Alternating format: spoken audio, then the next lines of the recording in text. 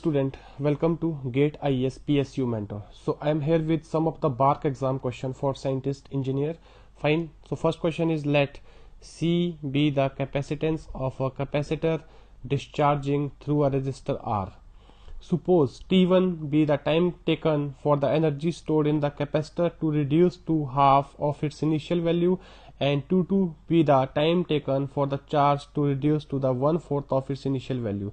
Then what will be the ratio of T1 will be? Fine. Now see, आपको बोला गया simply यहाँ पे एक कैपेसिटर है भी, वो किसी रेजिस्टर के क्रॉस डिस्चार्ज हो रहा है. Fine. This is R, this is C. Let us assume initial voltage is V0. Initial voltage is V0. Fine.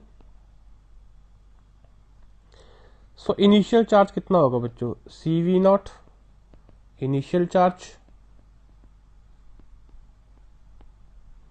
तो जब ये कैपेसिटर डीके कर रहा होगा, ड्यूरिंग डीके चार्ज किस रिलेशन से डीके करेगा अभी? एक्सपोनेंशियली.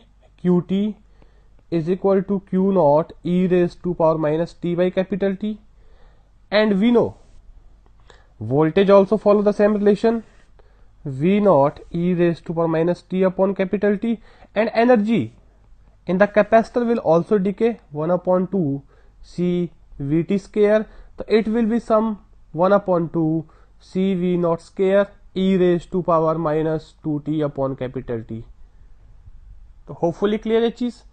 अब यहां पे आपको वो बोल रहा है कि T1 be the time taken for energy stored in the capacitor to reduce half of its initial value. T2 be the time taken for the charge to reduce to 1/4 of its initial value. Ratio of T1 upon T2 निकालना है. Fine. तो fine, तो इस energy को हम ले लेते भी ET is equal to initial energy E0 e raised to power minus 2t upon capital T. Fine. So this is the initial energy maximum stored when the capacitor is not connected across the resistor, and this is the initial voltage. Fine. Once the switch is closed, the voltage start decaying with this relation and energy start decaying with this relation. Fine. तो now जो हमारे पास given है, आपको बोला है T2 be the time जहां पे charge आपके पास कितना रह गया अभी डीके हो गया 1/4 ऑफ द इनिशियल. तो आपने कुछ ये मैनिपुलेशन लिया अभी. फाइन. तो जहां पे आपने चार्ज 1/4 ऑफ इनिशियल लिया, वो टाइम क्या है आपका? T2 है. Fine. And making the calculation, this will cancel out, this will cancel out, and taking exponential opposite side to the natural log. तो आपके पास क्या बनेगा अभी? T2 का रिलेशन कुछ ये बनेगा आपके पास. फाइन. और इसको आप और सिंप्लीफाई कर सकते हो. अब एनर्जी में बोला गया है कि T1 इज द टाइम जहां पे एनर्जी कितना आपके पास है? हाफ है. मतलब हाफ अमाउंट ऑफ आपका डिसिपेट हो चुका है, आप रिमेनिंग है. तो मैक्सिमम कितना था? E0 था.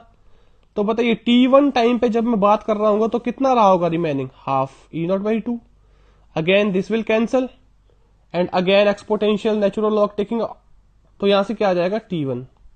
आपको T1 अपॉन T2 का रेशियो निकालना है भी. तो कितना आएगा T1 अपॉन T2 का रेशियो? 1/4. क्या यहां से ये कमेंट किया जा सकता है? बिल्कुल राइट. फाइन. होपफुली क्लियर है सभी को. तो क्या बनेगा अभी ऑप्शन आपका? What will be your option? C.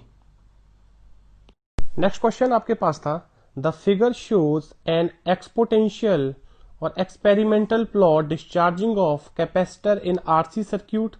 The time constant of the circuit lies between. आपके पास वाई एक्सिस पे क्या दे रखा अभी? Potential difference V in volt across that capacitor, and across x axis you are having the time. आपके पास चार option दे रखे भी टाइम कांस्टेंट के. आपको बताना इसमें से कौन सा सुटेबल टाइम कांस्टेंट होगा. फाइन. देखो, इसको करने के दो तरीके हैं. आप कन्वेंशनली सॉल्व करिए, it will take time, but मैं शॉर्टकट तरीके से चलता हूं अभी. टाइम कांस्टेंट क्या होता है basically? Time constant is the time in which 63 almost 63% of the discharge is completed. Fine. तो रिमेनिंग कितना रहा बताओ? हाँ जी, इनिशियल वैल्यू कितना यार? इनिशियल वैल्यू कितना है? 25 है. This is initial voltage, you can say this. जब आपका डिस्चार्ज स्टार्ट हो रहा है T इज इक्वल टू 0 पे. फाइन. तो हमें पता है कि वन टाइम कांस्टेंट में अगर मैं डिस्चार्जिंग की बात कर रहा हूं, वन टाइम कांस्टेंट डिस्चार्जिंग की अगर मैं बात कर रहा हूं, तो ऑलमोस्ट 63%, यहां पे रेंज दे रखी तो मैं अप्रोक्सीमेट ले रहा हूं, almost 63% of the response of the initial value is discharge, of initial value is discharge. ये हमें मालूम है डेफिनेशन ऑफ टाइम कांस्टेंट से, मतलब 63% जो इनिशियल वैल्यू खत्म हो चुकी है यहां से कैपेसिटर वोल्टेज का, फाइन वो डिस्चार्ज हो चुका है। अब बचा कितना फिर 37%, किसका, इनिशियल वैल्यू का।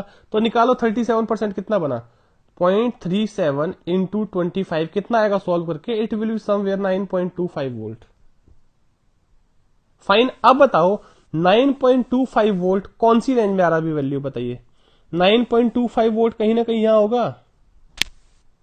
अगर ऐसा है तो ये वैल्यू कौन सी रेंज के लिए आ रहा बताइए, तो कहीं ना कहीं ये रेंज आ रहा है भी 100 से 150 वाला। यार होपफुली क्लियर है। तो बताइए टाइम कांस्टेंट कौन सी रेंज में आएगा, 100 टू 150 सेकंड रेंज में। अगर हमें एग्जैक्ट वैल्यू पूछा होता तो मुझे एग्जैक्ट कैलकुलेशन करना पड़ेगा, बट यहां पे रेंज पूछा है तो मैंने शॉर्टकट मेथड लगा दिया। फाइन, इनिशियल वोल्टेज मुझे पता है कितना है, और मुझे पता है डेफिनेशन से वन टाइम कांस्टेंट, अगर मैं डिस्चार्जिंग की बात कर रहा हूं almost 63% of the initial value discharge हो चुकी होगी, तो रिमेनिंग कितनी होगी 37%। तो इनिशियल का 37 निकालो कितना रहेगा 9.25। तो बताओ 9.25 कहां आएगा, अभी somewhere here on the voltage axis. तो कौन से टाइम के लिए आ रहा बताइए, वो बिटवीन 100 टू 150 सेकंड के आसपास। फाइन, तो what will be answer, your D will be the right answer. Right, next proceed करते हैं। अगला क्वेश्चन बच्चों बेसिकली नेटवर्क से है, बेसिक नेटवर्क से। In a large building there are 15 bulb of 40 watt, 5 bulb of 100 watt, 5 fans of 80 watt and 1 heater of 1 kilowatt. Fine. The voltage of electric man is 220 volt. The minimum capacity of the main fuse of the building will be, हाँ जी आपको किसका capacity निकालना है, जो हमारे पास fuse होगा उसका आपको क्या निकालना है, मिनिमम कैपेसिटी निकालना है। तो फाइन, तो देखो मिनिमम करंट कैपेसिटी के लिए आपको क्या निकालना होगा, सबसे पहले टोटल वोल्टेज रेटिंग निकालना होगा बिल्डिंग का। किसका वोल्टेज रेटिंग निकालना होगा, बिल्डिंग का। तो हम क्या करते हैं, इसको कैटेगराइज करना स्टार्ट करते हैं। सबसे पहले हम देखते हैं कि कितना कितना पावर कौन कंज्यूम कर रहा है। हम आइटम लिख लेते हैं पहले, right, we write the item, then we write the number and then we write the power, और लास्ट में हम इसका क्या कर देंगे, सम कर देंगे। आपको बोला गया 40 वॉट बल्ब है, कितने 40 वॉट बल्ब लगे हुए, नंबर कितना इसका बताओ, आइटम 40 वॉट बल्ब कितने 15 है, तो बताओ टोटल पावर कंजप्शन कितना आएगा, 600 वॉट आएगा कि नहीं आएगा।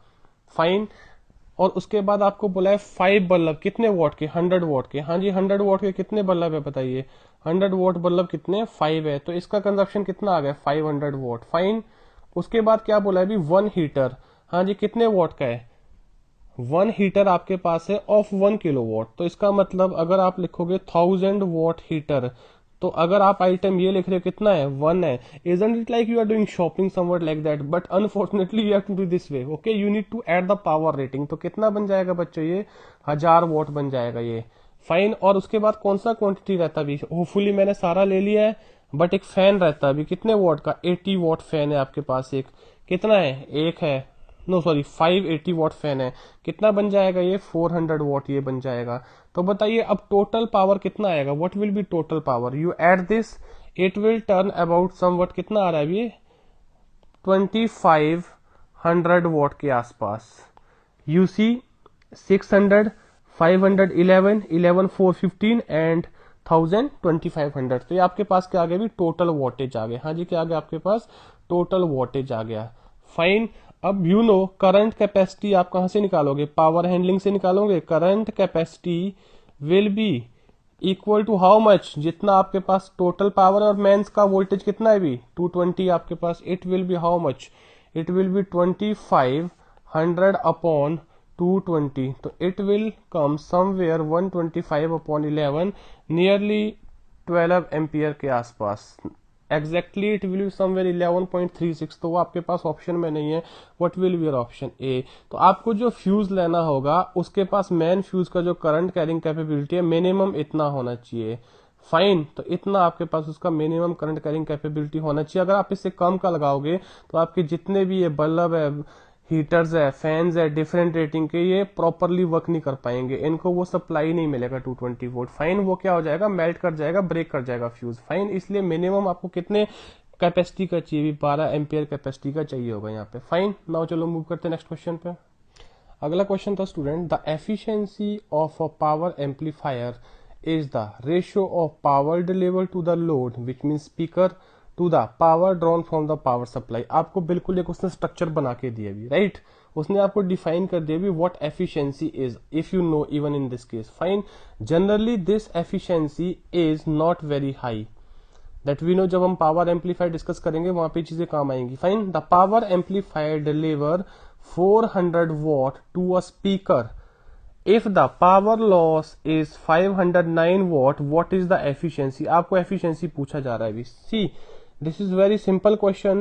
आपके पास क्या गिवन है अभी कि P लोड कितना डिलीवर कर रहा हो, वो डिलीवर कर रहा है 400 वॉट। कहाँ पे, स्पीकर में, स्पीकर माने लोड, और जो आपका पावर वेस्ट हो रहा है और जो लॉस हो रहा है, समझ आ रही बात, वो किसके इक्विवेलेंट है अभी, 509 वॉट, राइट। और आपको क्या पूछा है, एफिशिएंसी के बारे में पूछ रहा है बच्चों। हाँ जी, क्या पूछ रहा है, एफिशिएंसी के बारे में पूछ रहा है। तो आपको एक चीज बिल्कुल क्लियर होना चाहिए कि जब भी हम एफिशिएंसी की बात करते हैं, efficiency of any system is output power upon input power into 100। Fine, percentage efficiency की अगर हम बात करें, अगर मैं इन टर्म ऑफ एनर्जी की बात करता हूं तो क्या बनेगा अभी, output energy upon input energy into 100%, अगर मैं एनर्जी की टर्म एफिशिएंसी की बात कर रहा हूं। फाइन, नाउ सी, सिंस अब हमारे पास यहाँ पे सिर्फ आउटपुट और इनपुट पावर मैटर नहीं करता। आउटपुट पावर क्या है आपका, यूजफुल पावर जो आपका यूज हो रहा है, जो आपको एक्चुअली डिजायर्ड पर्पज के लिए मिला है। इनपुट जो आपने टोटल उस सिस्टम में इनपुट किया है।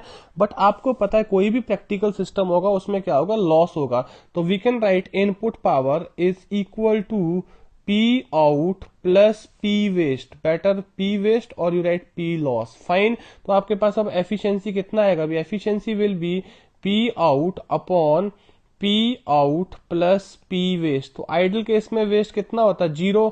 आइडल केस में कितना हो जाएगा वेस्ट, बताइए, 0। आइडल केस में वेस्ट आपका 0 हो जाएगा, P वेस्ट 0, और एफिशिएंसी कितना होगा आपका 100% हो जाएगा। हाँ जी, एफिशिएंसी कितना आएगा, 100% आएगा। और जो वेस्ट हो रहा है most of the time it is in the form of the heat dissipation, but depend upon the any sort of the system, आप किस तरह के सिस्टम में बात कर रहे हैं, तो वेस्टेज डिफरेंट फॉर्म का होता है। फाइन, बट मोस्टली किसकी फॉर्म में होता है, हीट की फॉर्म में होता है।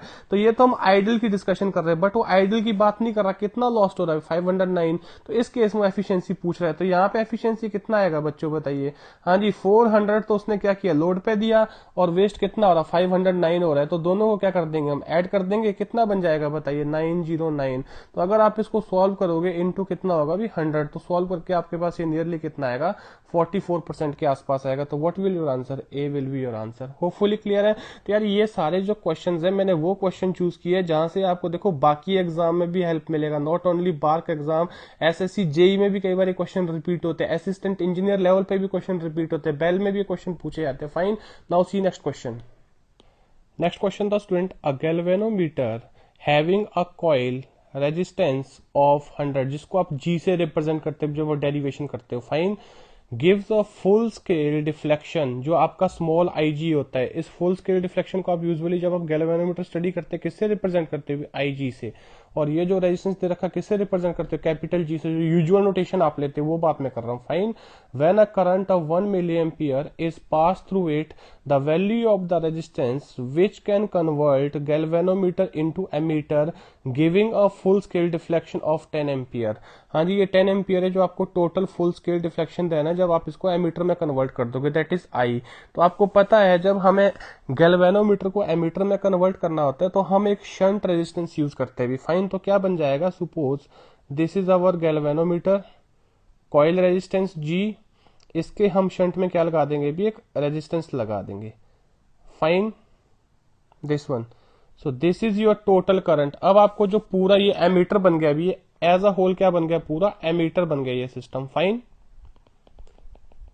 अब बोला है कि एज अ होल इसका फुल स्केल डिफ्लेक्शन कितना होना चाहिए, उसको हमने आई बोला है, कितना, 10 एम्पियर, दिस वन। अब जी का वैल्यू कितना दे रखा आपको, 100 ओम। आपको पूछा गया है ये वैल्यू कितना होगा, ये आर ले लीजिए या फिर एस ले लीजिए। फाइन, स्टैंडर्ड नोटेशन में आप एस लेते हो शंट के लिए, राइट। अब बताइए इसका फुल स्केल डिफ्लेक्शन कितना है भी गैल्वेनोमीटर का, small I small G, this is how much, कितना दे रखा आपके पास 1 मिली एम्पियर। फाइन, कितना दे रखा है 1 मिली एम्पियर, तो ये कितना बन जाएगा अभी 1 मिली एम्पियर। अगर ऐसा है तो यहाँ पे कितना करंट फ्लो करेगा स्टूडेंट, आई माइनस आई जी। तो होपफुली आप इसको यहीं पे इलेक्ट्रिकल सर्किट मेथड से सॉल्व करिए या फिर आपको स्टैंडर्ड रिजल्ट पता है। तो मैंने आपको पहले बता रखा है कि जो आर होगा या एस होगा जो शंट लगाओगे वो किसके इक्विवेलेंट होता है, गैल्वेनोमीटर का जो फुल स्केल डिफ्लेक्शन है इनटू गैल्वेनोमीटर कॉइल का जो रेजिस्टेंस है डिवाइड बाय आई माइनस जो टोटल फुल स्केल डिफ्लेक्शन होगा एमीटर का माइनस जो गैल्वेनोमीटर का उसमें से सब्ट्रैक्ट कर दो। फाइन, तो कितना बन जाएगी value, this will be 10 raise to power minus 3 into 100। Just आपको वैल्यू सब्स्टिट्यूट करना है, कितना बन जाएगा 10 minus 10 raise to power minus 3। तो नियरली सॉल्व करके आपके पास क्या आएगा अभी 10 रेज टू पावर माइनस 2 ओम के आसपास। तो कौन सा ऑप्शन बन रहा है अभी आपके पास, ए ऑप्शन। होपफुली क्लियर है, नहीं तो आप यहाँ पे भी सॉल्व कर सकते भी इसको। यहाँ पे ध्यान दीजिए पैरेलल में वोल्टेज क्या रहता है, सेम रहता है, you solve it here. I G, if you don't remember, बस आपको इतना पता होना चाहिए कि रेजिस्टेंस शंट में लगता है जब आप इसको गैल्वेनोमीटर को एमीटर में कन्वर्ट करते हैं। तो you can do I G into G is equal to I minus IG into S. You can make manipulations from here. तो यहाँ से भी आपको क्या मिलेगा, we will get the same result. Fine, hopefully clear है। Now see next question. अगला question है बच्चों, आपके पास एक RC सर्किट दिया है और which is excited with some DC source और 1 वोल्ट का DC सोर्स है भी, this is 1 volt DC source. Fine, आपको पूछा गया है find the rate of rise of voltage across capacitor, और कहां पे, कौन से इंस्टेंट पे, t is equal to 0 plus. हाँ जी, t is equal to 0 plus का मतलब क्या है, just after switching the capacitor और स्विचिंग द स्विच।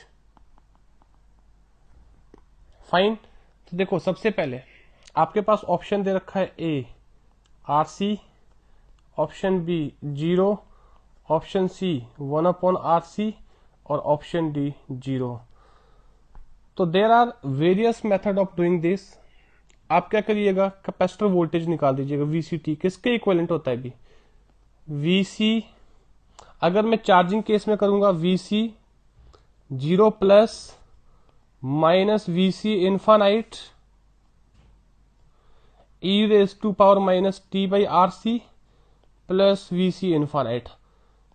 कभी भी मुझे कैपेसिटर वोल्टेज निकालना हो मैं इस रिलेशन को यूज करूंगा, where VC 0 plus will be equal to VC 0 minus. You all know capacitor does not allow sudden change of voltage. Capacitor does not allow sudden change of voltage.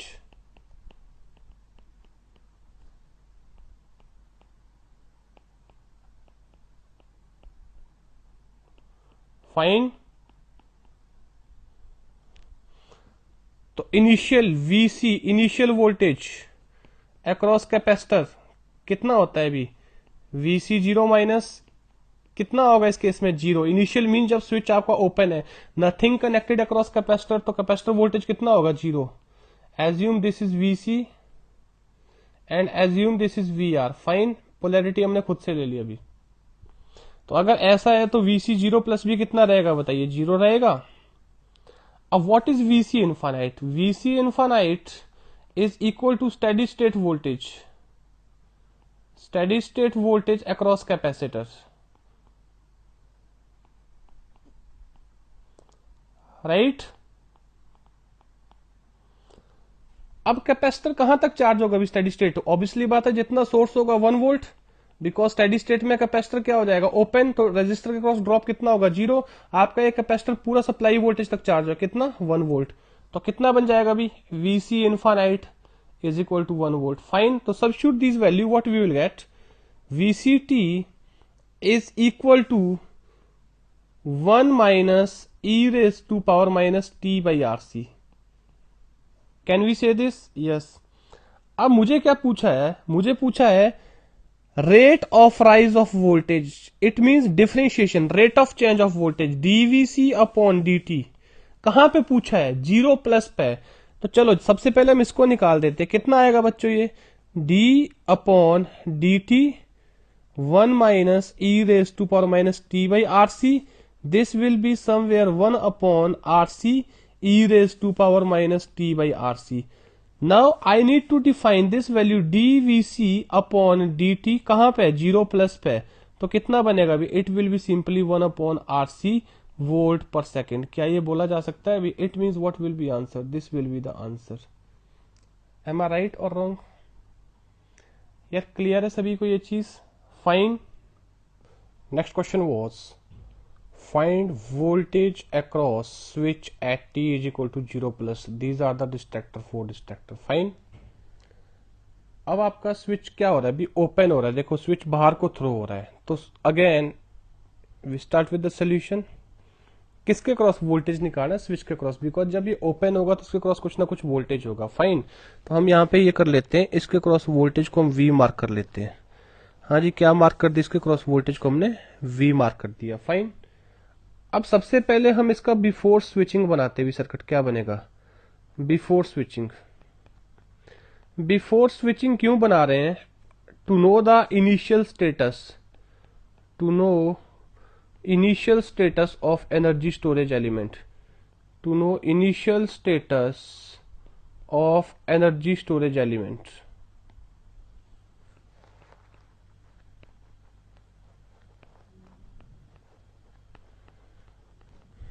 Fine. तो क्या बनेगा initial circuit इसका, steady state पे capacitor क्या होगा open, capacitor behave open circuit, और आपका जो इंडक्टर होगा वो क्या होगा short circuit, inductor behave short circuit. तो circuit will tends to be plus minus 10 volt, this is resistance of 5 ohm, capacitor open, switch is closed, because we are talking about before switching, मतलब t is equal to 0 minus की बात हो रही है यहाँ पे। तो जब स्विच आपका क्लोज है, स्विच आपका ओपन देखो कहाँ हो रहा है, t is equal to 0 plus पे हो रहा है। फाइन, बाहर को जा रहा है ना switch, t is equal to 0 पे तो क्लोज है वो। तो यहाँ पे ध्यान दीजिएगा, capacitor like this and resistor 10 ohm, inductor will behave as a short circuit. Still there is a current flow path through this, and that current will be 1 ampere. It means across inductor current is IL0 minus is equal to 1 ampere, and inductor does not allow sudden change of current, IL0 plus भी कितना होगा 1 ampere। हाँ जी, what will be voltage across capacitor, plus minus VC0 minus, this will be 0 volt, and capacitor does not allow sudden change of voltage, VC0 minus is equal to VC0 plus। now हमें value जो पूछी है वो t is equal to 0 plus पे पूछी है। अब हम इसका सर्किट बनाएंगे at t is equal to 0 plus पे। At t is equal to 0 plus how this will behave, again we have a voltage plus minus 10 volt, again the same resistor of 5 ohm। now how capacitor will behave, capacitor will behave as a short circuit, because voltage is equal to 0, 0 voltage across element means short circuit। now this resistor how much 10 ohm, inductor will behave as a current source, because it is carrying a fixed amount of current at t is equal to 0 plus, which is fixed how much 1 ampere by the initial condition, this is 1 ampere। now this path is open, switch is open, and this is the voltage which we initially termed as a V। now what will be current, again 1 ampere current is supposed to flow the circuit, 1 ampere current is supposed to be flowing through the circuit। so it means what will be drop here 5 volt। so what will be answer, isn't it 5 volt answer, yes or no, absolutely yes। so what will be answer, 5 volt will be the answer। fine, Hopefully clear. Here series current is same now. If 1 ampere is here, here is also 1 ampere. Fine. Hopefully clear. Now see next. Next question is student. Next question was asked, find the value of RL variable load such that maximum power is transferred to that load. Find option A 5, B 10, C 6, D 3. Fine ये चार आपके पास option दे रखे भी। तो बताइए what is first condition for maximum power transfer. First condition is your RL should be variable, load should be variable.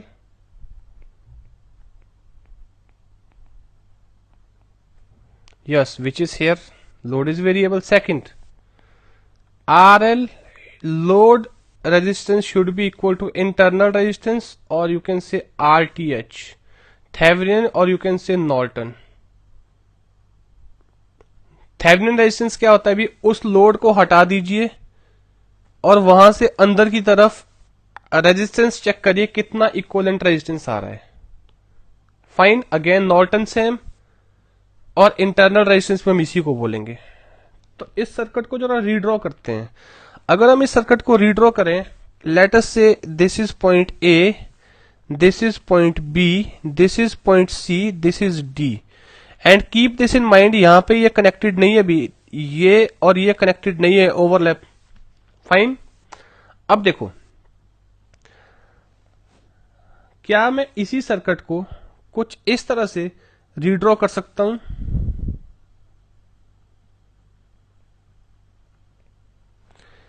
Plus minus Vs, this is A and this is C। अब बताइए भी A किससे connected है, D से connected है। C, A is connected to D, A is connected to D through what, 6 ohm resistor. क्या C D से connected है? यस, किससे? 3 ओम रेजिस्टेंस से। क्या C D से कनेक्टेड है कि नहीं है? यस, कितने ओम से? 3 ओम से।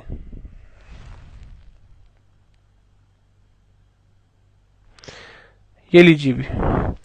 अब ADC पिक्चर में आ गए, अब हम B लेते हैं भी पिक्चर में। क्या लेते हैं पिक्चर में? B लेते हैं।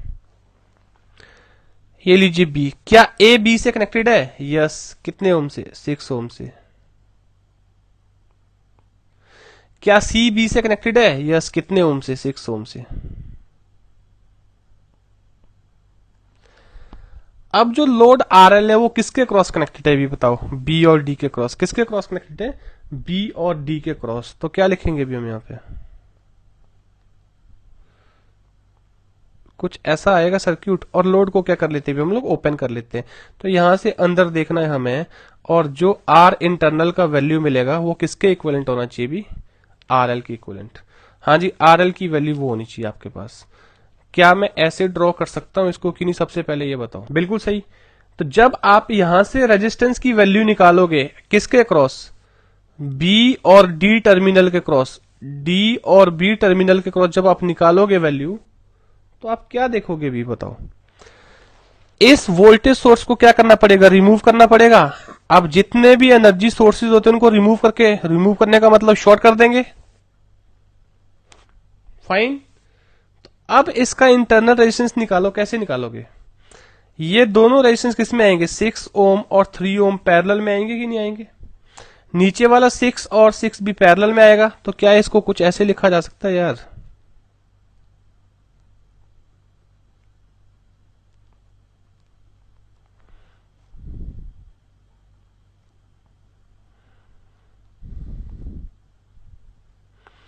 This is B and this is D. 3 ohm, 6 ohm, 6 ohm, 6 ohm। तो कितना बनेगा भी कॉम्बिनेशन है बताइए? This will B 2 ohm, this will B 3 ohm। तो जो इंटरनल रेजिस्टेंस इक्विवेलेंट आएगा B और D के बीच में कितना बन जाएगा? 5 ohm। This is my R internal, this is my RTH, this is my R Norton.